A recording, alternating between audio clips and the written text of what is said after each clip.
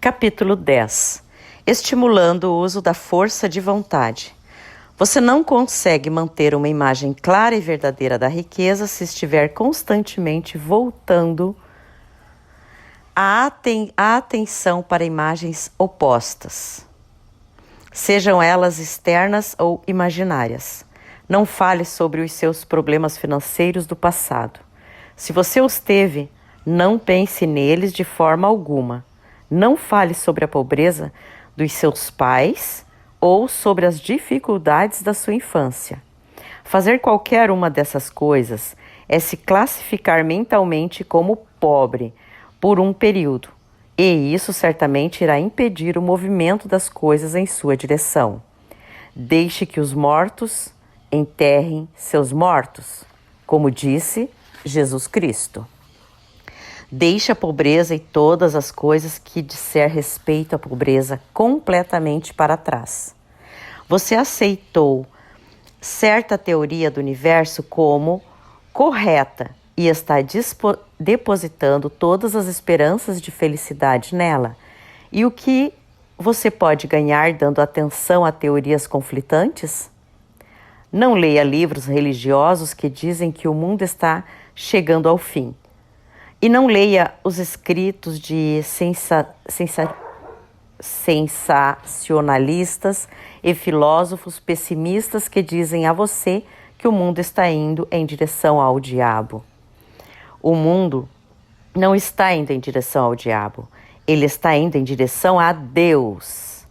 Isso é um acontecimento maravilhoso. É verdade que pode haver muitas coisas desagradáveis nas condições existentes, mas de que adianta observá-la quando certamente estão chegando ao fim, e quando a observação delas só tende a constatar sua existência e mantê-las conosco? Por que dedicar tempo e atenção a coisas que estão desaparecendo em virtude do crescimento evolutivo, quando você pode apressar o fim delas simplesmente promovendo o crescimento evolutivo até onde puder? Não importa qual horrível possam ser as condições em certos países, regiões ou lugares, você perde tempo e destrói suas próprias chances ao considerá-las. Você deve se interessar em saber que o mundo está enriquecendo. Pense nas riquezas que o mundo está alcançando em vez de pensar no crescimento da pobreza. E tenha em mente que a única maneira de ajudar o mundo a enriquecer é enriquecendo você mesmo por meio do método criativo, não do competitivo. Dê atenção total às riquezas, ignore a pobreza. Sempre que você pensar ou falar sobre aqueles que são pobres, pense e fale deles como aqueles que estão se tornando ricos, como aqueles que devem ser parabenizados em vez de lamentados. Então, eles e outras pessoas irão buscar inspiração e começarão a procurar uma saída. O fato de eu dizer que você deve dedicar todo o seu tempo, mente e pensamento às riquezas não significa que você deve ser avarento ou mesquinho. Tornar-se realmente rico é o objetivo mais nobre que você pode ter na vida, pois ele inclui todo o resto. No plano competitivo, a luta para ficar rico é uma luta sem Deus, pelo poder sobre os outros homens. Mas, quando entramos na mente criativa, tudo isso muda. Tudo o que é possível no caminho da grandeza e do desenvolvimento da alma, do serviço e esforço elevados, vem por meios de enriquecimento. Tudo se torna possível pelo uso das coisas. Se você não tem saúde física, descobrirá que alcançá-la depende de você ficar rico. Somente aqueles que estão livres das preocupações financeiras é que têm recursos para viver uma existência livre de preocupação e seguir práticas saudáveis. Podem ter e manter a saúde. A grandeza moral e espiritual só é possível para aqueles que estão acima da batalha competitiva pela existência. E apenas aqueles que estão se tornando ricos pelo pensamento criativo estão livres das influências degradantes da competição. Se o seu coração está voltado para a felicidade doméstica, lembre-se de que o amor floresce melhor onde há refinamento, pensamentos elevados e ausência de influências corruptoras. E isso tudo é encontrado apenas onde as riquezas são alcançadas pelo estudo do pensamento criativo, sem contentas ou rivalidades. Você não pode almejar nada tão grande ou nobre, repito, quanto tornar-se rico. E você deve focar a atenção em sua imagem mental de riqueza, excluindo tudo o que possa tender a turvar ou obscurecer sua visão. Você deve aprender a ver a verdade subjacente em todas as coisas. Deve ver por trás de todas as condições aparentemente erradas a grandiosa vida, sempre avançando em direção a uma expressão mais plena e a uma felicidade mais completa. É verdade que não existe pobreza, que só existe riqueza. Algumas pessoas permanecem na pobreza porque ignoram o fato de que existe riqueza para elas. E essas pessoas podem ser mais bem ensinadas, mostrando-lhes o caminho para a riqueza, com o seu próprio exemplo prático. Outras pessoas são pobres porque, embora sintam que há uma saída, são intelectualmente indolentes demais para fazer o esforço mental necessário a fim de encontrar o caminho e percorrê-lo. E por elas, a melhor coisa que você pode fazer é despertar o desejo delas, mostrando-lhes a felicidade que vem juntamente do fato de ser rico. Outras pessoas ainda são pobres porque, embora tenham alguma noção de conhecimento, ficaram tão atoladas e perdidas no labirinto de teorias metafísicas e ocultas que não sabem que caminho seguir. Elas tendem uma mistura de muitos sistemas e falham em todos. Elas tentam uma mistura de muitos sistemas e falham em todos. Para essas pessoas, novamente, a melhor coisa a fazer é mostrar o caminho certo, com o seu próprio exemplo e prática. Um pingo de coisas feitas vale muito mais que grandes quantidades de teorias.